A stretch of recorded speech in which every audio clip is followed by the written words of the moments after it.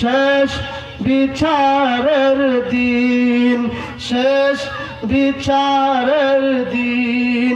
কেবল তোমারি করি ইবাদত, কেবল তোমারি চাই নিয়ামত, কেবল তোমারি করি ইবাদত, কেবল তোমারি চাই নিয়ামত। সরল পথে সিরাত মুস্তাফান করুণা ও ফুরান, আর কেহ নাই তুমি মালিক। শেষ বিচারের দিন, শেষ বিচারের দিন। যাদের উপরে করেছ রহমত, পেয়েছে তোমার অশেষ নিয়ামত। যাদের উপরে করেছ রহমত, পেয়েছে তোমার অশেষ নিয়ামত। তাদেরই সে পথ দাও গো মুদের, তাদেরই সে পথ দাও গো মুদের। দাও গো তোমার দিন, দাও গো তোমার দিন। প্রশংসা সবই কেবল তোমারি, প্রশংসা সবই কেবল তোমারি।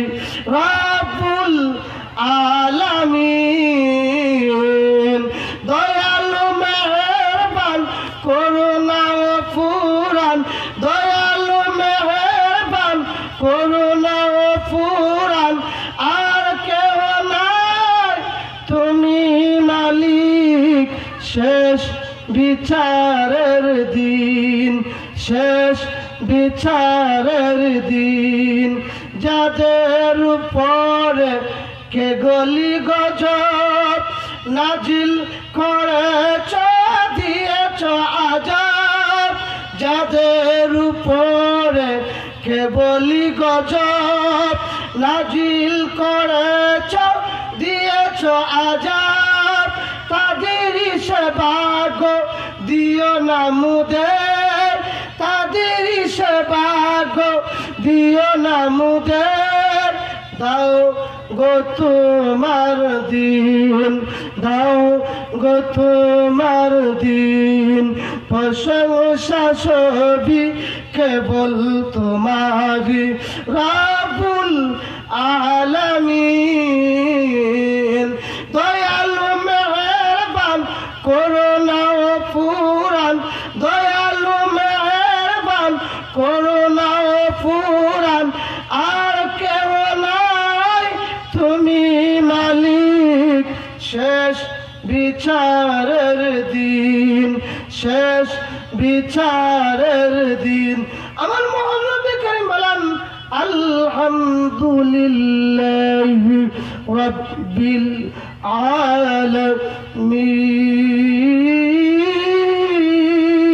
আলামিন। সমস্ত প্রশংসা কার? একমাত্র রব্বুল আলামিন, যিনি আপনি আমার সৃষ্টিকর্তা। এরপরে অংশ বলেন আর রহমানির রহিম, যিনি পরম করুণাময়, দয়াবান দয়ালু। দয়াবানকে দয়ালুকে তিনি হলেন মহান রব্বে কারীম। এরপর আয়াতের মধ্যে বলেন মালিক ইয়াউমিদ্দিন, যিনি ইহকাল এবং পরকালের মালিক, দুনো জগতের মালিক, অর্থাৎ ইহকাল পরকাল উভয় জগতের মালিক। তিনি হলেন আপনি আমার রব। ওয়ান রব্বে কারীমকে যদি পাইতে হয়, এরপরের অংশের মধ্যে বলে, পরে আয়াতের মধ্যে বলেন ইয়াকা না'বুদু ওয়া ইয়াকা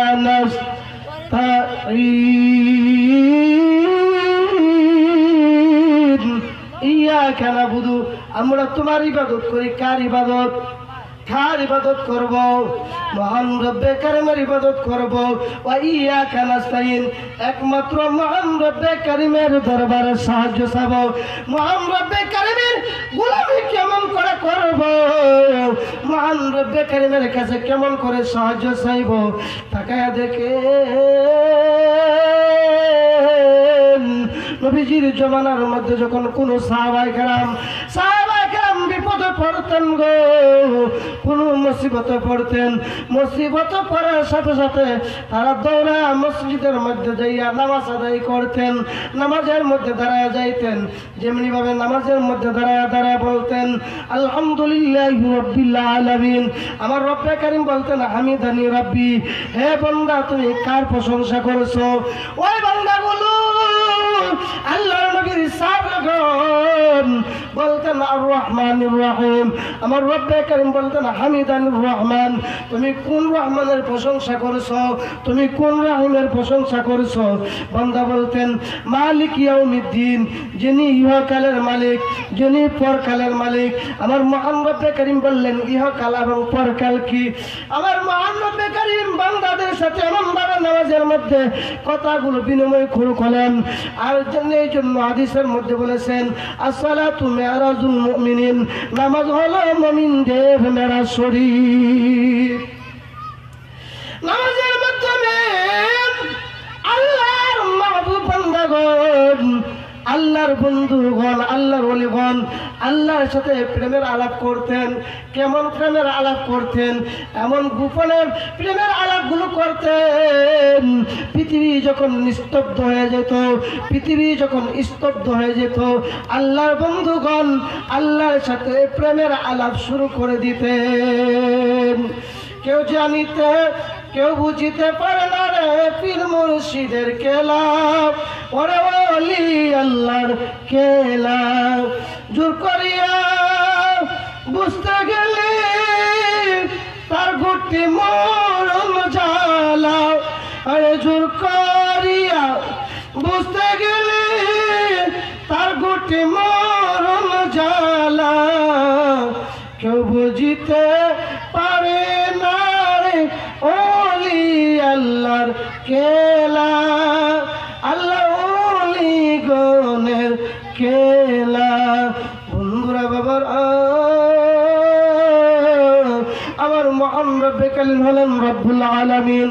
আর আপনি আমার বন্ধু, আপনি আমার নবী সাইয়্যিদুল মুরসালিন শাফিউল মুযনিবিন রাহমাতুল লিল আলামিন, যেই নবীর কারণে কুল কায়নাতকে বানাইলেন, যেই নবীর কারণে আল্লাহ রাব্বুল আলামিন আসমান বানাইলেন, জমিন বানাইলেন, কুল কায়নাতের মধ্যে যতগুলো মাখলুক রয়েছে সমস্ত মাখলুকগুলো বানাইলেন। আমার মহান রব্বে কারীম বলেন আমি মহান রব্বে কারীম ছিলাম গুপ্ত ভান্ডার, আমি আল্লাহ ছিলাম গুপ্ত, আমি প্রকাশ হইতাম না। আমার বন্ধু হাবিবুল্লাহ নবী আমাকে পোশাক করেছেন। আল্লাহ যখন ছিল একাম, নাই ছিল কোন শাখা, তখন আল্লাহ প্রকাশিতে চায়। আরে আপন নূর হতে হাবিবুল্লাহ সৃষ্টি করে জোশ মারিলেন এসকের দরি রে সমজাই পড় দুরুদ নবী মুস্তাফায়, পড় দুরুদ নবী মুস্তাফায় গো সমজাই পড় দুরুদ নবী মুস্তাফায়। আমার মহান রব্বে কারীম বলেন আমি এই পৃথিবীর বুকে ছিলাম গুপ্ত ভান্ডার, আমার হাবিবুল্লাহ নবী আমাকে প্রকাশ করেছে। আমি মহান রব্বে কারীম হলাম রব্বুল আলামিন, আর আমার বন্ধু হাবিবুল্লাহ নবীকে বানাইলাম ওয়ামা আরসালনাকা ইল্লা রাহমাতাল লিল আলামিন।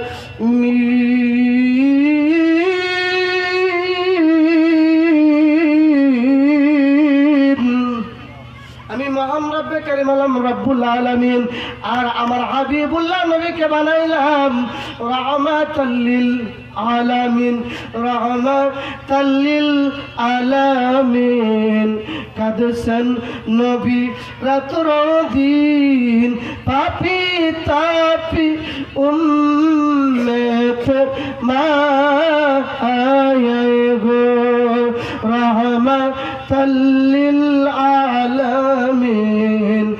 কাঁদছেন নবী রাত্র দিন পাপি তাপি উম্মতের মায়ায় গো 63 বছর জিন্দেগি কাঁদছে বলে উম্মতি 63 বছর জিন্দেগি কাঁদছে বলে উম্মতি এখনো কাঁদিতে আছেন ওই মদিনাতে আমার দয়া আলো নবী দেনে এর ছবি শুয়ে কান্দেন মদিনাতে আমার দয়ালো নবী উম্মতের কান্দারি কাঁদেন আজ রোজায় শুয়ে বন্ধুরা বাবার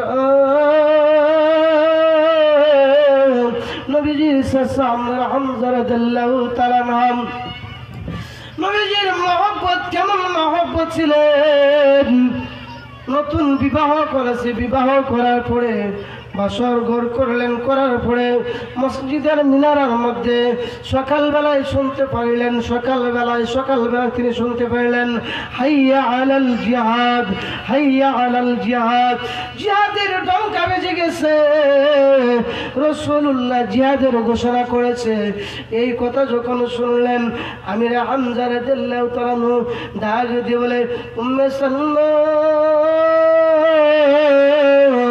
ও উম্মে সালমা তাড়াতাড়ি করি গো আমার তরবারিটা দে তাড়াতাড়ি আমার তরবারিটা দে যেই নবীর কারণে কলকাতা বানাইলেন ওই নবী জমিনের মধ্যে নাই কার জন্য বেঁচে থাকবো কার জন্য এই দুনিয়ায় চলবো উম্মে সালমা রে তাড়াতাড়ি তরবারিটা দে তরবারিটা নিয়ে আমির হামজা রাদিয়াল্লাহু তাআলা উহুদের যুদ্ধের ময়দানে যাইয়া আমির হামজা রাদিয়াল্লাহু তাআলা একজন নয় দুইজন নয় 70 জন কাফের মুশরিককে দুনিয়া থেকে জাহান্নামে পাঠায়া তিনি নিজেও শাহাদাত বরণ করলেন শাহাদাত বরণ যখন করলেন আমার কথাগুলো কিছুক্ষণের মধ্যে গুছাই দিচ্ছি 1 মিনিটের ভিতরে গুছাই দিচ্ছি আমার সামনে আমাদের এলাকার কৃতি সন্তান রয়েছে কারি ফয়সাল আহমেদ সুন্নাল কাদরি